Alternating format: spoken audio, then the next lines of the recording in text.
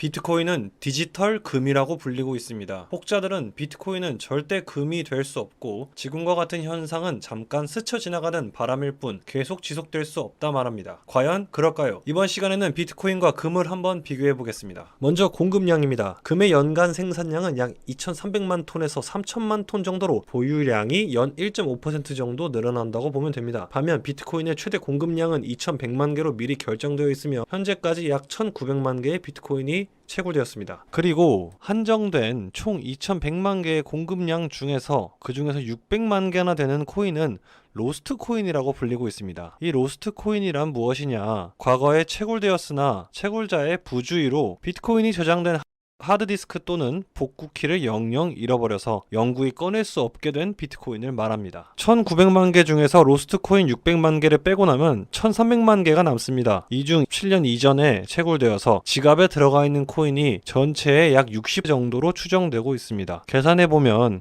약 750만 개는 이미 장기 보유를 위해서 고래들의 지갑에 들어가 있는 셈이죠. 지난 2021년 대상승장 이후에 특히 미국에서는 비트코인 맥시멀리스트 운동이 시작되었습니다. 개인들이 비트코인을 보유하려는 그런 움직임인데요. 비트코인 맥시멀리스트의 대표 주자 마이클 세일러는 현재 약 19만 개의 비트코인을 보유하고 있습니다. 이런 열풍으로 장기 보유를 위해 지갑에 안치된 비트코인은 지난 1, 2년간 엄청 많아졌을 거라 보고 있습니다. 공급이 완전히 제한된 비트코인, 소유하고자 하는 사람들이 많아질수록 공급 수요의 법칙은 다른 자산보다 더 강하게 작용할 것입니다.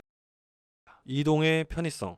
비트코인은 인터넷에 접속 가능하다면 어디에서든 보내고 받을 수 있습니다. 또한 비트코인 1만원어치를 보낼 때와 1천억원어치를 보낼 때의 수수료는 동일합니다. 그러나 금은 물리적인 무게가 있으니 운반이 쉽지 않고 국경을 넘을 시에는 각종 단속에서 자유롭지 못하며 강도나 도난의 위험이 있습니다. 그러니 금괴 수십, 수백 개를 국경을 넘어 옮겨 다니는 것은 더더욱 불가능하다 할 수 있습니다. 분할 및 소액 거래 가능성. 비트코인은 더 작은 단위로 나뉠 수 있어 소액 거래가 가능합니다. 비트코인은 한 개라는 숫자이므로 0.01개, 0.00001개로 나뉠 수도 있고 비트코인 한 개를 1억 개로 나뉘면 소수점 단위인 사토시가 되는데 이 때문에 어떠한 자산이나 상품도 비트코인으로 가격 표시가 가능합니다. 금은 분할 가능하지만 물리적 분할 작업을 해야 하고 나뉘어진 금의 질량 측정이 필요하므로 소규모 거래에서 사용하기 어렵죠. 내구성.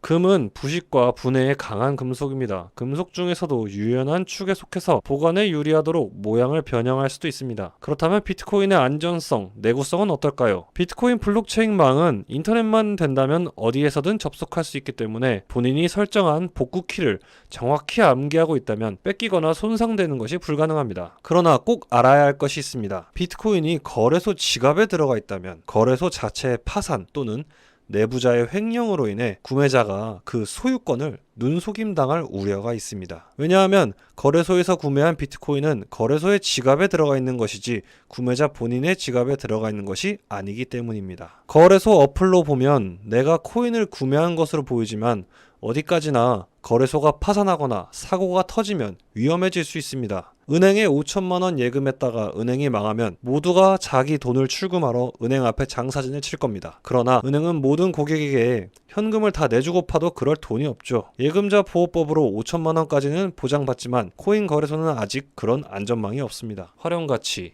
금은 전통적으로 귀금속 그리고 산업용으로 사용했습니다. 또한 경제 위기 상황 및 불확실성 발생 시 자산을 가장 안전하게 보존할 수 있는 전통의 안전 자산이죠. 현재 비트코인의 주 활용 가치는 구매력 저장입니다. 하지만 앞으로 몇 년에 걸쳐 비트코인의 다채로운 활용이 상용화될 거라고 보입니다. 제가 지난 영상에서 다뤘듯이 여분 전력을 활용한 전력 산업의 효율화에 사용 가능하며 주택 및 건물의 감정 평가 후 담보 대출을 실행할 때 담보물로서 활용이 가능합니다. 기존처럼 건물을 담보 맡기는 것이 아니라 평가 당시의 건물과 토지의 가격만큼의 비트코인을 대신 제공함으로써 지난 2008년과 같은 부동산 가격 폭락으로 인한 연쇄 디폴트를 막을 수 있습니다. 또한 주식회사가 유동자산을 기존의 미국 채권뿐만 아니라 비트코인을 보유하도록 하면 화폐의 가치 하락을 상쇄하고 하락한 화폐 가치 대비 꾸준히 상승하는 비트코인의 특성으로 인해 비트코인 담보대출을 활용하여 유동성 공급을 원활하게 할 수 있습니다. 터키와 아르헨티나 같이 경제가 많이 붕괴되어서 화폐 가치를 지탱할 수 없는 금융 약소국의 경우에는 국가가 외환 보유고의 기축 자산을 비트코인으로 삼는다면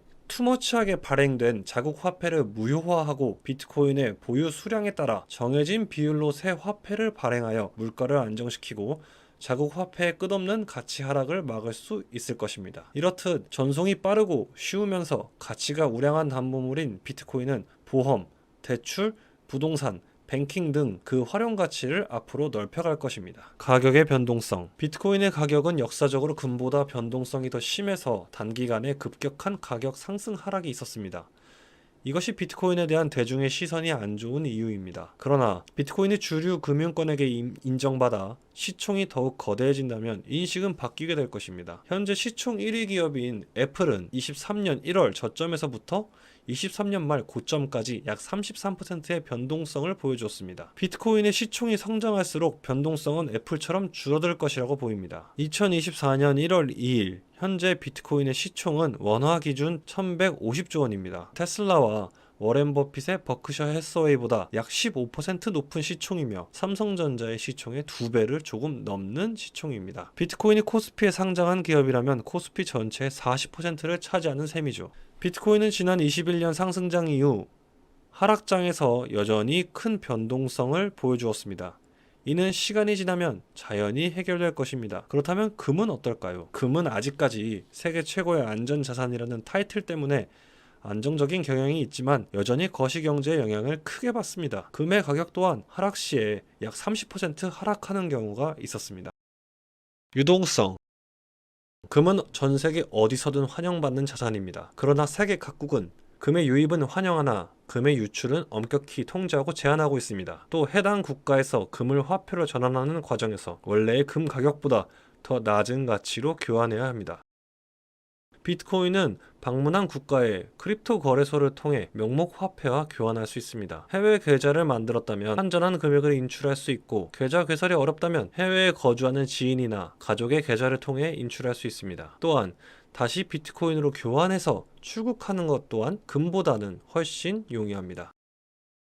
위변조 가능성. 금을 위변조하는 것은 비교적 쉽습니다. 당장 우리 같은 일반인들은 귀금속을 구매해도 24K, 18K 반지를 한눈에 구분하기는 쉽지 않습니다. 우리에게 유명한 아르키메데스의 욕조서라도 그 시절 왕의 금관에 불순 금속이 얼마나 섞여 있는지 알아내기 위해 한 실험이었으며 로마의 대표 화폐였던 데나리우스화 또한 처음에는 순도가 높은 금속 화폐였으나 시간이 갈수록 다른 저급 금속의 비중을 높여 주조함으로써 로마의 시민들이 화폐의 실가치를 의심했다는 기록이 남아 있습니다. 이렇듯 금과 은은 발행자 및 제조자가 금의 실질 가치를 속이기가 아주 쉽습니다. 반면 비트코인은 어떨까요? 표면적으로 보면 비트코인의 장부를 일부 블록을 조작하는 것은 비교적 쉽습니다. 그러나 지난 영상에서도 말했다시피 약 80만 개에 달하는 블록을 조작하기는 불가능하며 일부를 조작했더라도 정직하게 기록한 다른 블록들은 이전 블록과 문제없이 연결되어 블록체인을 이어나가게 되므로 거짓을 기록한 블록은 금세 탄로나게 되어 있습니다. 위변조 자체는 쉬울 수 있으나 이것이 반드시 들통나는 시스템인 거죠. 역사와 인식.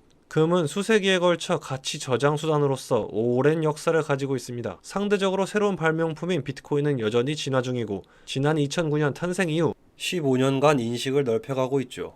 그간 꾸준히 성장하여 그 크기가 삼성전자의 2배가 되었는데 신기하게도 현재 국내 대중들의 시선은 투기 자산으로 보여지고 있는 것 같습니다. 세계 각국의 규제 및 수용 현황, 금에는 유출을 대비한 각종 엄격한 규제가 예로부터 설립되었습니다. 비트코인은 지난 21년 이후 자금 이동의 통제 및 확인을 위해 각국 정부가 규제를 신설하는 상황입니다. 우리나라의 트래블룰, 거래소 은행계좌 연동 도입, 현재 각국 정부들의 규제 및 통제는 주요 길목에 검문소를 세워놓고 확인하는 그런 양상입니다. 일반인들이 코인 거래를 위해 반드시 접근할 수밖에 없는 거래소에서의 거래와 환전만 예의주시하면 웬만한 자금 이동은 다 확인할 수 있으니까요. 이렇게 각 항목씩 차근차근 비트코인과 금을 비교해 보았습니다. 구매력을 보존하고 국경을 넘는 이동에 탁월한 자산은 과연 어떤 자산일까요? 비트코인은 지난 23년 높은 상승을 보여주고 있었습니다. 지정학적 위기가 고조되고 경제 위기에 대한 두려움이 만연할 때 금의 가격 또한 상승해 왔는데요. 지난 몇 개월 동안 금의 가격 상승폭보다 비트코인의 상승폭이 더 커지고 있습니다. 미국 자산 운용사들의 비트코인 ETF가 2024년의 핵심 이벤트가 될 것 같습니다. 앞서 말한 현상들이 하필 이 타이밍에 맞춰서 펼쳐지는 것에는 다 이유가 있다고 보여집니다. 그럼 다음 영상에서 뵙겠습니다.